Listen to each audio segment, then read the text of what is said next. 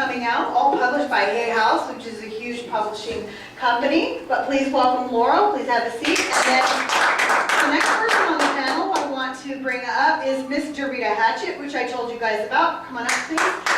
Who has worked with multi-million-dollar projects with the city of Houston. It was it's not the L. What's it called? The whole Metro Rail. Metro Rail. She was the coordinator for all of that. She's the one who had to make residents happy when they were not, and deal with the other side of crazy, I guess, over there. And she does big sports and charity events with sports stars and all kinds of stuff, but now she's like on this side. And then I'm going to ask Anthony to come up, and the reason I asked Anthony to come up today is I want him to share something specific. He is at events every single weekend. And he's working from the back of the room, usually doing massages. And I want him to share some of the mistakes that he sees all the time, left and right. One, with people who are vendors, because he's back there working with vendors. He's even worked for other vendors. And what he learned the first time I met him. So you have that one thing that I really want you to share, because he is at an event every single weekend. So, welcome, guys. Great to be My here. first question, I'm so happy that you're here. Let me get the mics. Where are the mics? So happy to be here. They're all over on this table. Okay. Here you go. So, Dorita, I guess my big question for you is, why this business? What is it that you love about this business, and also what do you think are the biggest challenges that people have that they don't have to have? The business of speaking. The business of events and speaking, all the stuff that everybody here is interested in, promoting their business, having events. So why for me is that I'm not necessarily a completely behind the scenes person, but I have a passion for helping people bring their gift to the world, whatever that means, in the sense that I meet a lot of people who really do some interesting things. They have interesting concepts, they have interesting passions. These are life works of people. It's their gifts, it's their talent. And I don't say this to minimize what I do, but for example, that's just not my world. I don't sit at home thinking of that. But what I think about is, when I listen to someone, I'm immediately drawn to, how do we do that? How do we tell people what they're doing? How do we put people out there? How do we help people serve other people? And so that's really my gift and my passion. I don't... Whether it's the food truck, or a teenager, or a massage therapist, or the Twitter king here. And we struggled when I first started working with some coaches in the fall, because I was trying to get them to understand that in my work, it doesn't really matter what people do. People come to me with, I've been all over the place with what it is that they do, but for me in this space, people trust me. People want to know what I think about what they're doing. They trust just my intuitive advice, and I'm going to look it up, or I know someone who does what they do, or I can put them with someone else if they need the technical component. But I can grasp your vision. I am able to see where you're trying to go with something, and then to try to help you get there. And so that's just what my passion is. And so what I see the most is that I believe the obvious. Sometimes people want it too soon, and they're not willing to take the necessary steps to get where they're trying to go, and do it in a way that would produce the success that they would like to see. And so I love it when a person comes to me and says, oh, I want to do all this stuff, and it may be a really huge vision, but they do have a realistic idea that this could take either a couple of years to get there. And then there's people who come and say, in 30 days I want to be doing this or this or this. And so we can do anything with time or money, but so it's just getting realistic about what your expectations are, what your timeline is going to be, and then the things that you need to do along the way in order to prepare yourself to put you and your work out in front of others. Mm-hmm. Thank you. And we'll let you guys ask her a question when we get through the panel about anything that would pertain to you, yourself, or your business too, and then the mistake, because she tells me every day what mistakes I'm making. So, but she's there. She's in your corner. And, yeah, she's in your corner, and she's there for your best interest. That's what I found about her. It's not about her.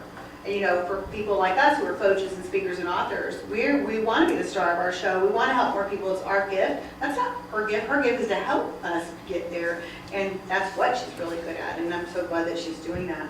Laurel, so my question for you is, so you take a left brain, black suit, conservative, quiet, non-speaking, non-authoring woman who lost her husband, didn't have children, and want to take her out of corporate and into this world.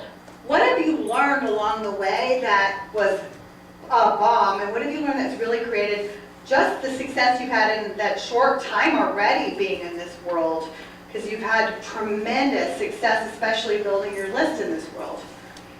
So I would say that, so first of all, where I'm coming from is that I believe that you're a soul, right? I believe that not that you have a soul, you are literally a soul.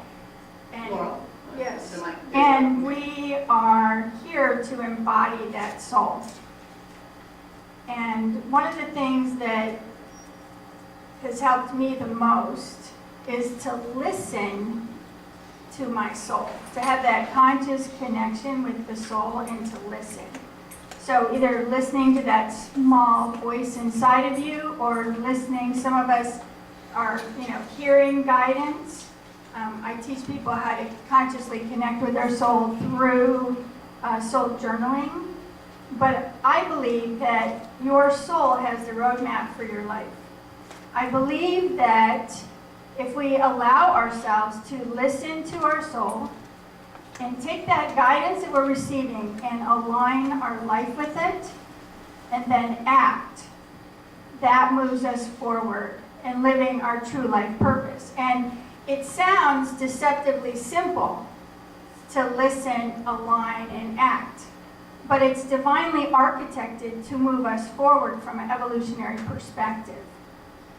what So- does that mean? so we're- English. So from an evolutionary perspective that, as a soul, we're always being called into more. So how many of you, let's just how many of you have ever felt that nudge, that pull, that there is something else for you to do while you're here? We've all felt it. We've all felt it. But then the second part of the question is how many of us have followed it?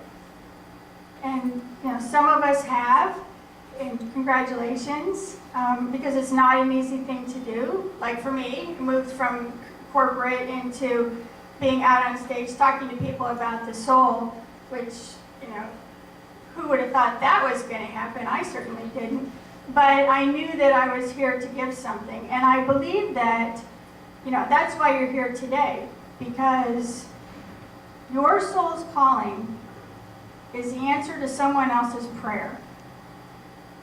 So as you're sitting here today, whether you know why you're here, but Mark Twain said, the two greatest days of your life are the day that you're born and the day that you understand why. And so sitting in that space and recognizing that we're all here with a gift. And I know you're giving your gifts, but I also know there's more that you can give. And as we give those gifts, I always remind, my clients and students that I'm working with around the world that the gift that you have, it's not for you. It's for other people. Because you have that special gift. And as you're here today and we're all tapping into that, I want to say that one of the things I've learned being out on the road, speaking to groups, coaching, mentoring, teaching, it's the most important thing, the one piece of advice that I can give to you is to be as authentically you as you can. Like I have to say with Caleb, I loved what you said because your authenticity came through. And it's not the words that you say. It is the vibration that you are transmitting to people as you are in this position to be able to speak. So Shelley, to your point, why do we want to speak? Why do we want to get out there and share that message? I'll tell you why. Because when you speak, you are creating that energy and that resonance, and you are touching the hearts of other people. And I can assure you, it doesn't even matter what you say. Because you're not going to remember anything that I say here today, but what you are going to remember is how you were feeling. How were you feeling? Let's just take a moment. How are you feeling right now? And as each one of us connects in with that feeling, that's why you want to speak. That's why you want to take every opportunity to get out there and share your message. And Shelley, brilliant exercise this morning. Line it up. What did we learn? We learned the more that we speak, the more clarity we have around the message. I'll make Dorita play next time. I'm sorry? I'll make Dorita and Lauren play next time. Yeah. It's, well, and I think that's really important because, there's, not only for getting out there to share your business, but to share the energy that is you. To consciously connect in with people and have them feel you. That's why people are going to buy from you. That's why people are going to buy your product or buy your food or buy your skincare. It's not even about the product. It has literally, it's about you.